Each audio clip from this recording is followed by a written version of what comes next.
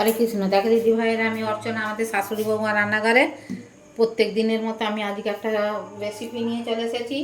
রেসিপিটা তোমরা নাম দিবে, আমি রেসিপিটা প্রথম থেকে শেষ পর্যন্ত দেখাবো। দেখো, এই 150 গ্রাম আমি বেসন নিয়ে নিয়েছি, 3খানা ডিম নিয়েছি, আরও অনেক কিছু উপকরণ নিয়েছি। তোমাদেরকে ভিডিওটা প্রথম থেকে শেষ পর্যন্ত দেখাবো। যদি ভালো লাগে লাইক কমেন্ট শেয়ার করবে আমাদের চ্যানেলটা, তাহলে সাবস্ক্রাইব করে নেবে, সবার সাথে শেয়ার করবে। তোমরা এইভাবে করে খাবে, তবে এটা আঁশেই হবে, নিরামিষে হবে না। আমি গ্যাসটা জেলে দিয়েছি, দিয়ে বেসনটা একটু আধ ভাজা করে নেবো, তাহলে বেসনের গন্ধটা চলে যাবে। তোমাদের ভিডিওটা পুরোটা দেখাবো, তোমাদের ভিডিওটা পুরো দেখবার অনুরোধ রইল। দেখে আমাদের একটা লাইক দিবে, কে কোথা দিয়ে ভিডিওটা দেখছো আমাদের কমেন্টে লিখবে, তাহলে ধন্যবাদ জানাতে সুবিধা হবে।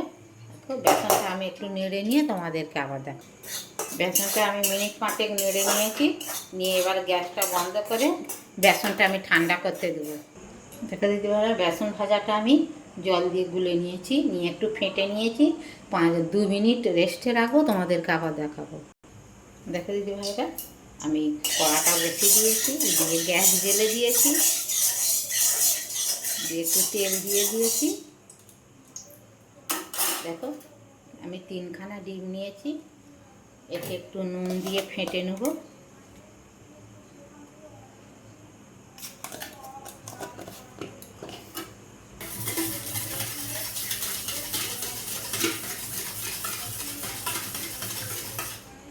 দিয়ে ডিমটা এতে দিয়ে দেবো।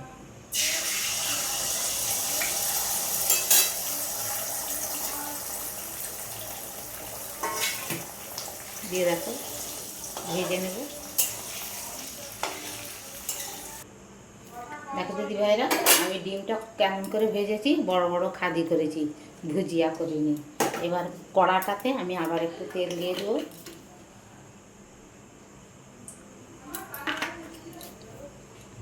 দিয়ে দেখো বেসনটা ঢেলে দেবো।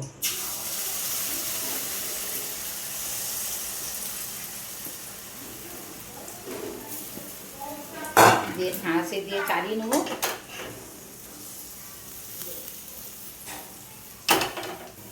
দেখো দিদি ভাইরা, বেসনগুলো আমি যেমন ডিমটা খাদি খাদি করে ভেজেছি, বেসনটাও দেখো আমি এরকম করে খাদি খাদি করে ভেজেছি। এইটা আমি ঢেলে নেবো, নিয়ে তোমাদেরকে আবার দেখাবো। দেখা দিদি ভাইরা, মোটা মোটা করে ক্যাপসিকাম আর পেঁয়াজটা খোলা ছাড়িয়ে নিয়েছি, আমি এইটা একটুখানি ভেজে নেব অল্প করে,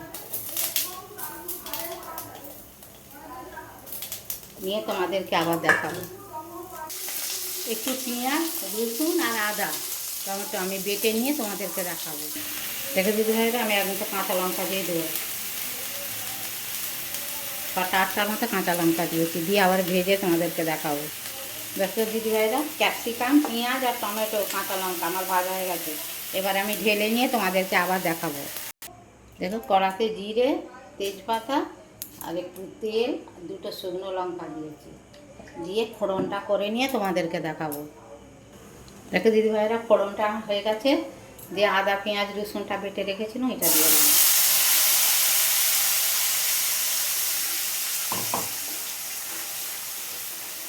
মশলাটা ভালো করে আমি 10 মিনিট ধরে কষবো, কষে তোমাদেরকে আবার দেখাবো। দেখো দিদি ভাইরা, মশলাটা আমার প্রায় কষা হয়ে এসেছে। এবারে আমি হলুদ দিয়ে দেবো পরিমাণ মতো, একটু ঝাল লঙ্কার গুঁড়ো অল্প করেই দেবো, আমি কাঁচা লঙ্কা দিয়েছি। এ দেখো, কাশ্মীরি লঙ্কা গুঁড়ো একটু দিয়ে দেবো কালারের জন্যে। দিয়ে দেখো, টক দই ফেটে রেখেছি 2 চামচ, টক দইটা দিয়ে দেবো, দিয়ে আবার ভালো করে মশলাটা আবার আমি কষবো, কষে তোমাদেরকে আবার দেখাবো। দেখো দিদি ভাইরা, মশলাটা আমার কষা হয়ে গেছে। দেখো কত সুন্দর মশলা কষা হয়ে গেছে। দেখো একটুও গন্ধ ছাড়েনি, কাঁচা রসুন কাঁচা আদা, দেখো তেল ছেড়ে দিয়েছে। এবার পরিমাণ মতো আমি নুন দিয়ে দেবো।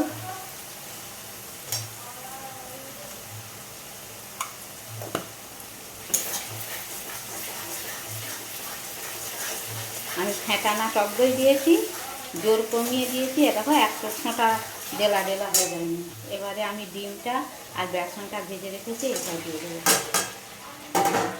দেখো পেঁয়াজটা, ক্যাপসিকাম আর টমেটো ভাজা আছে, এটা দিয়ে দেবো। দিয়ে এটা ভালো করে কষবো, কষে তোমাদেরকে আবার দেখাবো। দেখো দিদিভাইরা, আমি জল ঢেলে দিয়েছি ভালো করে কষে। এবারে আমি চাপা দিয়ে খানিকটা ফুটিয়ে নেবো, নিয়ে তোমাদেরকে আবার দেখাবো। দেখো দিদিভাইরা, নিয়মের মতো হালকা করে আমি একটু চিনি ছড়িয়ে দেবো। চিনিটা তোমরা নাও দিতে পারো, চিনিটা দিলে তরকারির স্বাদটা খুব ভালো হবে। আর একটু জল মরে যাক, তোমাদেরকে দেখাবো। নামাবার সময় দেখো একটু গরম মশলা ছড়িয়ে দেবো,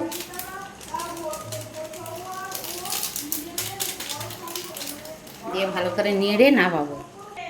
দেখো দিদিভাইরা, আমার রেসিপিটা হয়ে গেছে। তোমরা কমেন্টে এর নামটা লিখবে।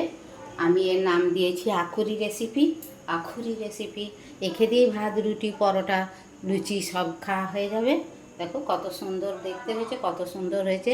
এতে তোমরা সসও দিতে পারো, আমাদের বড়রা সস পছন্দ করেনি বলে দিইনি।